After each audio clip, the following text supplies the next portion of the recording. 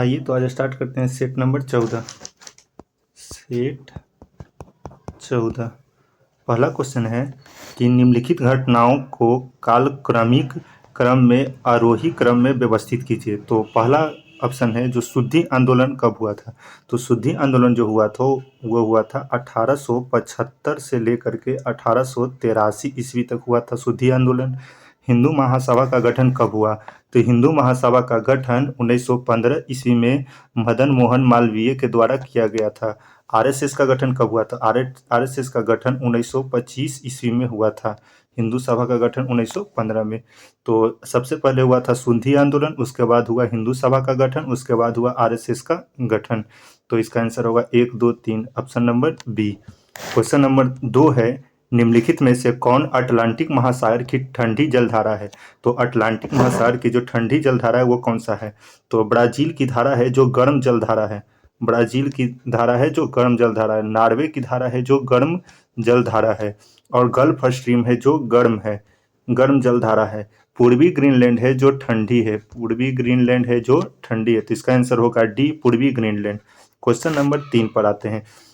संविधान के संदर्भ में निम्नलिखित कथनों पर विचार कीजिए। पहला है जिन देशों के पास अपना संविधान होता है वे सभी लोकतांत्रिक देश होते हैं। यह गलत है क्योंकि चाइना के पास अपना संविधान है लेकिन वह लोकतांत्रिक देश नहीं है। तो पहला ऑप्शन क्या हो गया, गलत। संविधान समाज के मूलभूत स्वरूप, दूसरा ऑप्शन है संविधान समाज के मूलभूत स्वरूप का निर्धारण करता है। तो यह सही है कि संविधान समाज के मूलभूत स्वरूप का निर्धारण करता है। तो इसका आंसर होगा बी।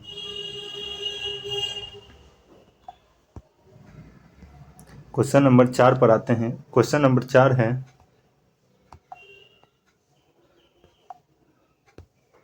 नंबर 4 है निम्नलिखित कथनों पर विचार कीजिए। पहला कथन है स्वतंत्र भारत में बीकानेर और बिलवारी क्रमशः सबसे बड़ी और सबसे छोटी रियासत थी। तो यह गलत है क्योंकि सबसे बड़ी रियासत थी वह थी हैदराबाद, बीकानेर नहीं थी। सबसे बड़ी रियासत थी जो हैदराबाद थी और सबसे छोटी रियासत थी वह थी बिलवारी। तो पहला हो गया गलत। दूसरा है बीकानेर भारत संघ में शामिल होने वाला पहली रियासत थी। तो यह सही है कि बीकानेर भारत संघ में शामिल होने वाला सबसे पहला रियासत थी। तो इसका आंसर होगा केवल 2। क्वेश्चन नंबर 5 अरुणाचल प्रदेश के किस तरह से होकर तवांग से तिब्बत जाने का मार्ग है। तवांग से तिब्बत जाने का मार्ग है जो है वह बोमडीला दर्रा। तो इसका आंसर होगा ए, बोमडीला दर्रा। क्वेश्चन नंबर 6 निम्नलिखित में से कौन राज्य सूची के विषय हैं। तो राज्य सूची का कौन कौन विषय है। तो कीमत है कि कीमत नियंत्रण है जो समवर्ती सूची का विषय है। कीमत नियंत्रण समवर्ती सूची का विषय है, समवर्ती सूची का विषय है। विद्युत है जो समवर्ती सूची का विषय है, विद्युत है जो समवर्ती सूची का विषय है। खनिज विकास है जो राज्य सूची का विषय है। खनिज विकास है जो राज्य सूची का विषय है। मत्स्यकी है जो राज्य सूची का विषय है। वन्य जीव संरक्षण, तो वन्य जीव संरक्षण है जो समवर्ती सूची का विषय है। तो राज्य सूची का विषय है जो खनिज विकास और मत्स्यकी। तो इसका आंसर होगा 3 और 4, केवल 3 और 4। क्वेश्चन नंबर आते हैं 7 पर। क्वेश्चन नंबर 7 है कि माउंटबेटन प्लान में डिक्की बर्ड प्लान क्यों कहा जाता है। माउंटबेटन प्लान को डिक्की बर्ड प्लान क्यों कहा जाता है। तो माउंटबेटन के बचपन का नाम था डिक्की, इसलिए इसका आंसर होगा बी, या लॉर्ड माउंटबेटन का बचपन का नाम था। क्वेश्चन नंबर 8 एपिको आंदोलन के प्रणेता कौन है। तो एपिको आंदोलन के प्रणेता हैं जो पांडुरंग हेडगे हैं। एपिको आंदोलन दक्षिण भारत में पेड़ की कटाई पर सभी लोग पेड़ में चिपक जाते थे और पेड़ को काटने नहीं देते थे। तो यह एपिको आंदोलन है जो दक्षिण भारत में हुआ था। और उत्तर भारत में हुआ था चिपको आंदोलन, जो पेड़ को काटने पर लोग वहां जाकर चिपक जाते। तो चिपको आंदोलन के नेता थे जो सुंदरलाल बहुगुणा और चंडी प्रसाद भट्ट थे। तो यहाँ पूछा गया एपिको आंदोलन का प्रणेता कौन थे। तो पांडुरंग हेगड़े। क्वेश्चन नंबर 9 निम्नलिखित में से किस विधानमंडल ने भारतीय स्वतंत्रता अधिनियम 1947 पारित किया। तो इसका आंसर होगा ब्रिटिश संसद।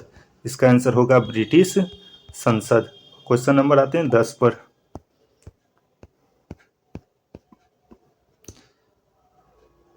ब्रिटिश संसद। क्वेश्चन नंबर 10 है नैनार संतों के भजन को किस नाम से जाना जाता है। तो नैनार संतों का भजन जो जाना जाता है वह तिरुमुराई से जाना जाता है। तो इसका आंसर होगा बी, तिरुमुराई। नैनार संत थे जो शिव के उपासक थे। नैनार संत थे जो भगवान शिव के उपासक थे। क्वेश्चन नंबर 11, मौर्य काल में निम्नलिखित में से किसे कारुकर नामक कर से लिया जाता है? तो कारुकर जो लिया जाता था वह कारीगर से लिया जाता था, तो इसका आंसर होगा सी, कारीगर। क्वेश्चन नंबर 12, निम्नलिखित देशों में से किसकी समुद्र तट रेखा सर्वाधिक लंबी है? तो सबसे बड़ी लंबी समुद्र रेखा है जो कनाडा के है। कनाडा का समुद्र समुद्र तट की रेखा की लंबाई है जो 2,02,000 किलोमीटर है। 2,02,080 किलोमीटर है। 2,02,80 किलोमीटर। ब्राजील की जो समुद्र तट है वह 4,491 किलोमीटर है। और भारत की समुद्र तट की रेखा की लंबाई है जो 7,561 किलोमीटर है। और ऑस्ट्रेलिया के समुद्र की लंबाई है जो 59,714 किलोमीटर है। तो इसका आंसर होगा ए, कनाडा। कनाडा की तट रेखा की लंबाई सबसे बड़ी है जो 2,02,080 किलोमीटर है। तो इसका आंसर होगा बी। क्वेश्चन नंबर आते हैं 13 पर। क्वेश्चन नंबर 13 है कि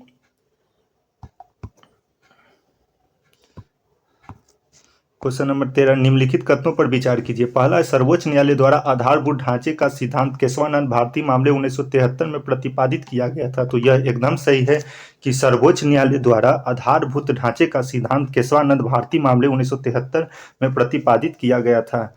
दूसरा ऑप्शन देखते हैं, उद्देश्य भारत संविधान का भाग नहीं है, तो यह गलत है। उद्देश्य है जो भारत संविधान का भाग है, तो यह गलत हो गया। संसद द्वारा मौलिक अधिकारों में संशोधन नहीं किया जा सकता है, तो यह भी गलत है कि संसद द्वारा मौलिक अधिकारों में संशोधन किया जाता है। संशोधन नहीं किया जाता, यह गलत है। संशोधन किया जाता है, तो इसका आंसर होगा केवल एक।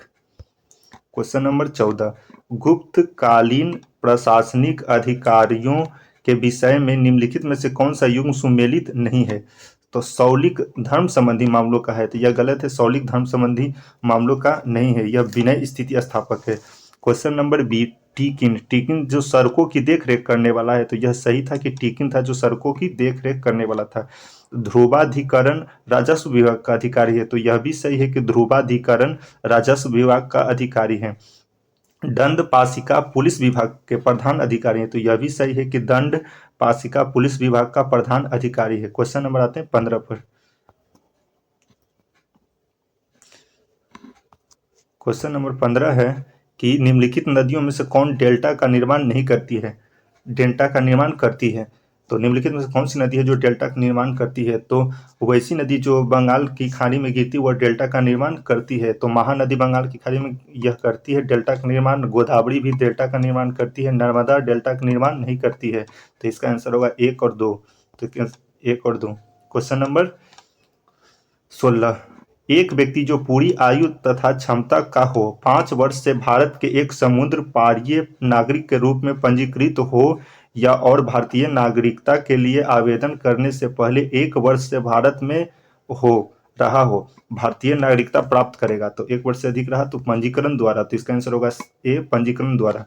क्वेश्चन नंबर 17, निम्नलिखित विदेशी यात्रियों को उनके भारत आगमन के आधार पर सही कालक्रम के अनुसार सजाइए। तो ह्वेन सांग भारत कब आया था? तो ह्वेन सांग आया था जो 630 ईस्वी में भारत आया था।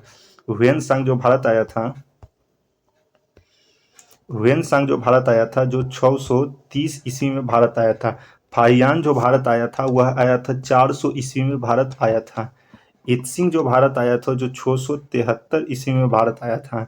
और टॉलमी जो भारत आया था वह 130 ईस्वी में भारत आया था। तो इसका आंसर होगा जो सबसे पहले आया था जो टॉलमी आया था, उसके बाद आया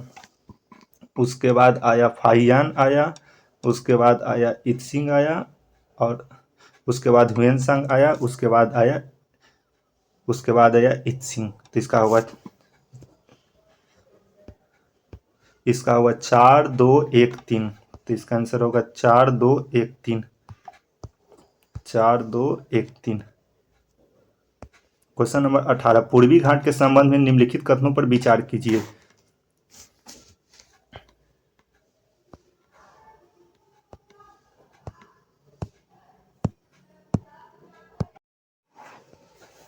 क्वेश्चन नंबर 18 है कि पूर्वी घाट के संबंध में निम्नलिखित कथनों पर विचार कीजिए।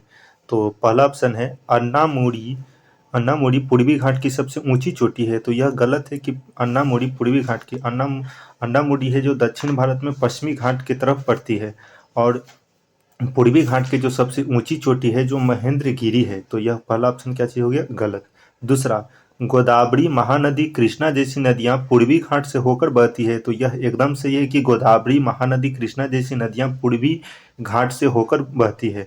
क्वेश्चन नंबर 3, पश्चिमी घाट की तुलना में पूर्वी घाट नवीन पर्वत श्रेणी है, यह गलत है, नवीन नहीं पुरानी पर्वत श्रेणी है, तो इसका आंसर हो जाएगा केवल 2।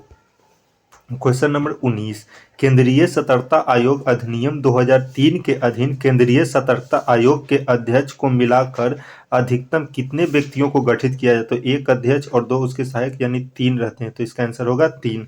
क्वेश्चन नंबर 20, क्वेश्चन नंबर 20 है कि सूची 1 को सूची 2 से सुमेलित कीजिए और कूट का उपयोग करके सही उत्तर दीजिए। तो कैलाश मंदिर कहाँ है, तो कैलाश मंदिर है जो कांचीपुरम में है, तो कैलाश मंदिर है कांचीपुरम में। दूसरा है होयसलेश्वर मंदिर कहाँ है, तो होयसलेश्वर मंदिर है जो हेलबीड में है। और तीसरा है बृहदेश्वर मंदिर, तो बृहदेश्वर मंदिर है जो तंजौर में है। चौथा है गोमतेश्वर मंदिर, तो गोमतेश्वर मंदिर है जो सरवनबेलगोला में। तो इसका आंसर हो जाएगा, जो हो जाएगा 2 4 3 1, तो इसका आंसर होगा बी 2 4 1 3। क्वेश्चन नंबर 21, किस धर्म को राष्ट्रकूटों का संरक्षण प्राप्त था, तो जैन धर्म को राष्ट्रकूटों का संरक्षण प्राप्त था। क्वेश्चन नंबर आते हैं 22 पर। क्वेश्चन नंबर 22 से निम्नलिखित मध्ययुगीन शासकों में कौन उच्च शिक्षित था, तो सबसे ज्यादा उच्च शिक्षित था जो मोहम्मद बिन तुगलक था, सबसे उच्च शिक्षित था जो सबसे ज्यादा शिक्षित था जो मोहम्मद बिन तुगलक था। लेकिन यहाँ ऑप्शन में मोहम्मद बिन तुगलक नहीं दिया गया, तो इसके बाद जो शिक्षित था वह था बलबन था, तो इसका आंसर होगा A Balban. Question number 23, question number 23 है, किस मुगल बादशाह ने बलबन द्वारा प्रारंभ किया गया दरबारी रिवाज सिजदा समाप्त कर दिया, तो सिजदा को जो समाप्त किया था वह शाहजहां ने किया था। क्वेश्चन नंबर आया 24, निम्नलिखित में से किस महिला क्रांतिकारी ने दीक्षांत समारोह में अपनी उपाधि डिग्री ग्रहण करते समय अंग्रेज गवर्नर कुलाधिपति पर गोली चलाया, तो डिग्री प्राप्त करते समय बीना दास ने अंग्रेज गवर्नर कुलाधिपति पर गोली चलाया था। तो बीना दास ने जो गोली चलाया था वो कब चलाया था, 6 फरवरी 1932 ईस्वी को, 6 फरवरी 1932 ईस्वी को। क्वेश्चन नंबर आते हैं 25 पर। क्वेश्चन 25 है कि निम्नलिखित में से कौन सही सुमेलित है, तो पहला, लाला लाजपत राय द्वारा poverty and British rule in India लिखा गया था, तो यह गलत है। Poverty and British rule in India जो लिखा गया था वह लिखा गया था दादा भाई नरौजी के द्वारा। क्वेश्चन नंबर दादा अनहैप्पी इंडिया दादा भाई नरौजी, यह भी गलत है। अनहैप्पी इंडिया जो लिखा गया था वह लिखा गया था लाला लाजपत राय के द्वारा, तो यह भी गलत हो गया। तीसरा, Rafiq Zakaria the man who divided India लिखा गया, तो यह सही है कि रफीक जकारिया द्वारा the man who divided India लिखा गया। सुभाष चंद्र बोस द्वारा guilty man of India's partition लिखा गया, तो यह गलत है। सुभाष चंद्र बोस द्वारा यह नहीं लिखा गया, guilty man of India's partition जो लिखा गया था राम मनोहर लोहिया के द्वारा, तो इसका आंसर होगा सी। क्वेश्चन नंबर 26, क्वेश्चन नंबर 26 है कि राष्ट्रीय जनसंख्या नीति 2000 के अंतर्गत एक लक्ष्य था कि वर्ष 2045 तक जनसंख्या में स्थिरता प्राप्त कर ली जाएगी। अब वह लक्षित वर्ष कहाँ रखा गया, तो वह लक्षित वर्ष 2070 कर दिया गया है, तो इसका आंसर होगा डी 2070। भारत के किस राज्य में अनुसूचित जातियों की जनसंख्या सर्वाधिक है, तो अनुसूचित एससी की जनसंख्या जो सर्वाधिक है वह है उत्तर प्रदेश में, और एसटी का सर्वाधिक है जो मध्य प्रदेश में है, तो इसका आंसर होगा सी उत्तर प्रदेश। एससी के अनुसूचित जाति की जनसंख्या सबसे ज्यादा है जो उत्तर प्रदेश में है। क्वेश्चन नंबर आते हैं 28 पर। निम्नलिखित सूची 1 को सूची 2 से सुमेलित कीजिए, दिए गए कूट का उपयोग करके सही उत्तर चुनिए। पहला, कोयला उत्पादक क्षेत्र और कोयला खदान। दामोदर घाटी है जो बराकर से, सोन घाटी है जो उमरिया से, गोदावरी घाटी है जो सिंगरौनी से, महानदी घाटी है जो तालचर से। तो इसका आंसर होगा 2 3 4 1, तो इसका आंसर होगा 2 3 1 4। क्वेश्चन नंबर 29,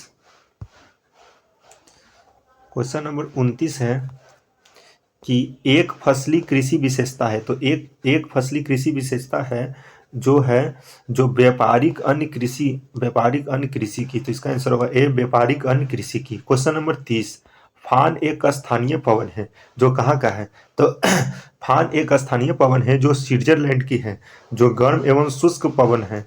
इसका आंसर होगा डी, स्विट्जरलैंड। मनरेगा कार्यक्रम, क्वेश्चन नंबर 31, मनरेगा कार्यक्रम निम्नलिखित में से किस भारतीय संविधान के किस अनुच्छेद में लागू करने हेतु लाया गया है? तो इसका आंसर होगा अनुच्छेद 43। क्वेश्चन नंबर 32, निम्नलिखित में से कौन सा राजनीतिक निर्देशक तत्व नहीं है? तो राजनीतिक निर्देशक तत्व नहीं है, तो राजनीतिक निर्देशक तत्व है जो भाग 4 के 36 से 51 के बीच है। 36 से 51 के बीच है जो राज्य के नीतिक निर्देशक तत्व रखा गया है। तो मध निषेध है जो आर्टिकल 47 में रखा गया है।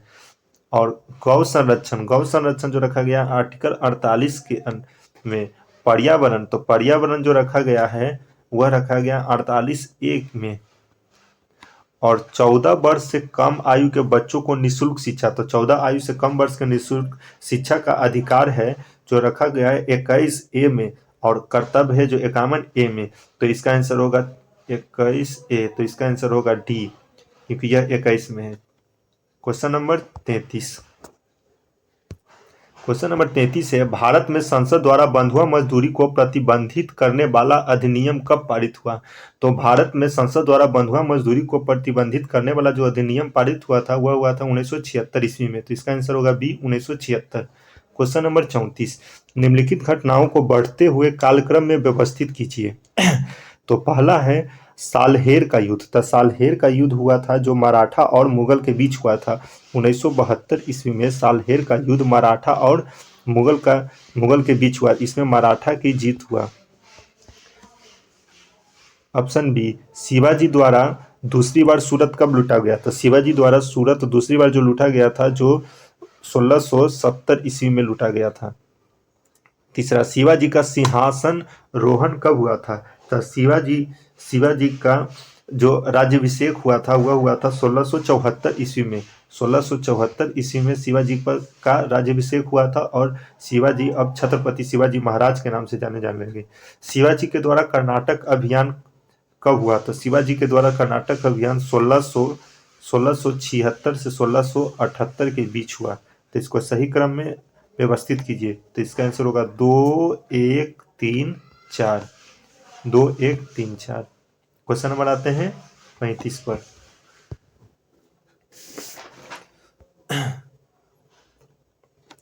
क्वेश्चन नंबर 35 है कि जिस समय औरंगजेब द्वारा बीजापुर को मुगल साम्राज्य में मिलाया गया उसमें बीजापुर का शासक कौन था? तो उसमें बीजापुर का शासक था जो सिकंदर आदिल था। तो इसका आंसर होगा सी, सिकंदर आदिल।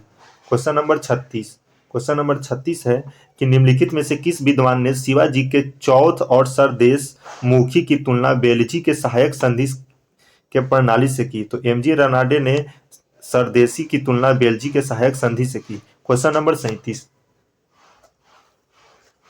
37 है, निम्नलिखित बंदरगाहों को संबंधित राज्यों के साथ सुमेलित कीजिए।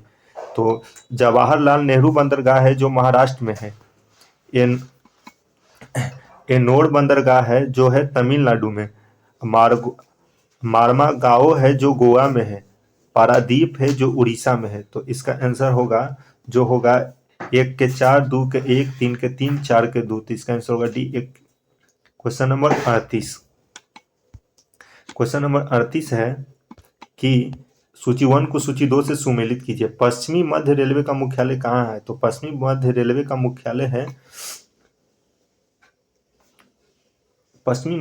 का मुख्यालय जो जबलपुर है। तो इसका आंसर होगा ए, जबलपुर। दक्षिण मध्य रेलवे का मुख्यालय कहाँ है? तो दक्षिण मध्य रेलवे का मुख्यालय है जो बिलासपुर है। पूर्व मध्य रेलवे का मुख्यालय कहाँ है? तो पूर्व मध्य रेलवे का मुख्यालय है जो हाजीपुर है। उत्तर पूर्व यानी पूर्वोत्तर का मुख्यालय कहाँ है? तो गोरखपुर में। तो इसका आंसर होगा 1 के 1, 2 के 3, 3 के 4 और 4 के 2। तो इसका आंसर होगा D. Question number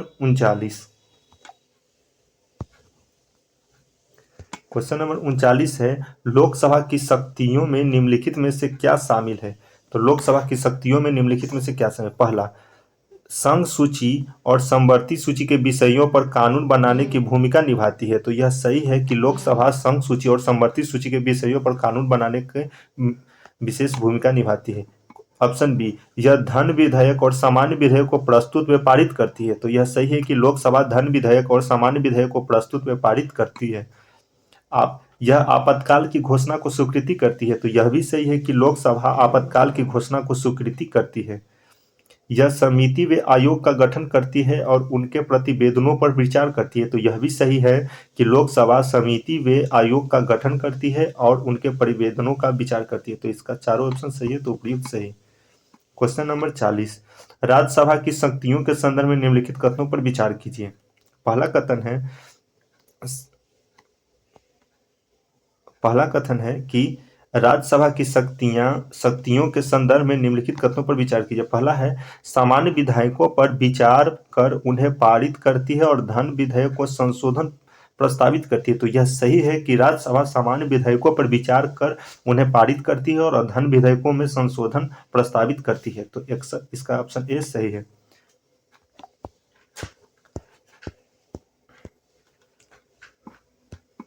option B है, संवैधानिक संशोधनों को पारित करती है। तो यह भी सही है कि राज्यसभा संवैधानिक संशोधनों को पारित करती है।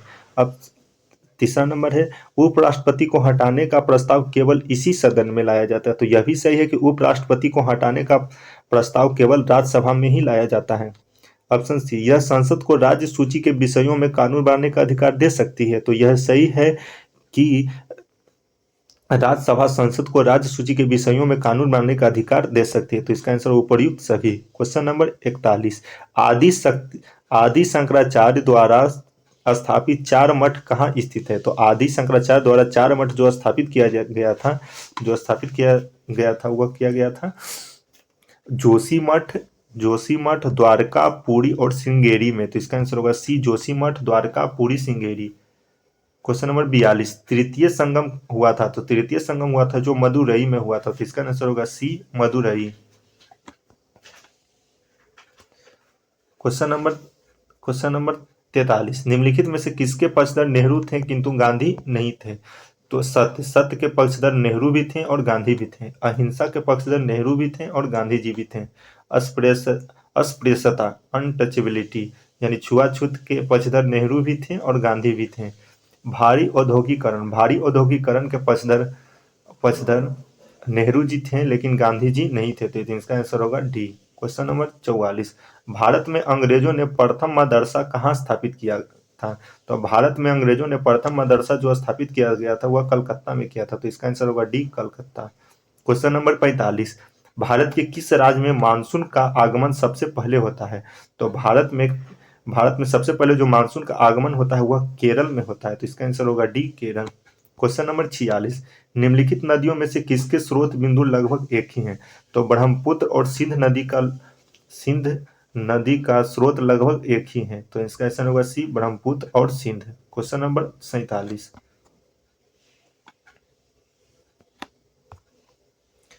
47, है, किसी जगह पर स्थानीय समय 6 बजे प्रातः है जबकि ग्रीनविच टाइम GMT 3 प्रातः है। उस जगह की देशांतर रेखा क्या होगी। तो 45 डिग्री पूर्व होगी। क्वेश्चन नंबर 48, भारत के प्रथम विधि अधिकारी के रूप में कौन जाने जाते हैं।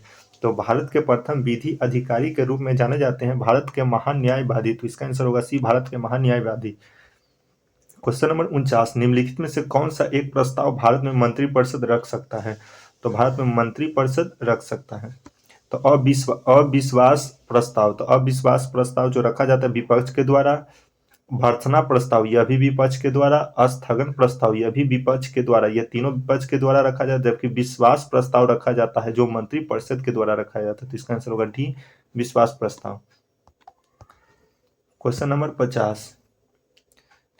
50 है, संसद द्वारा संकट काल की घोषणा का अनुमोदन कितनी अवधि के अंतराल में होना आवश्यक है।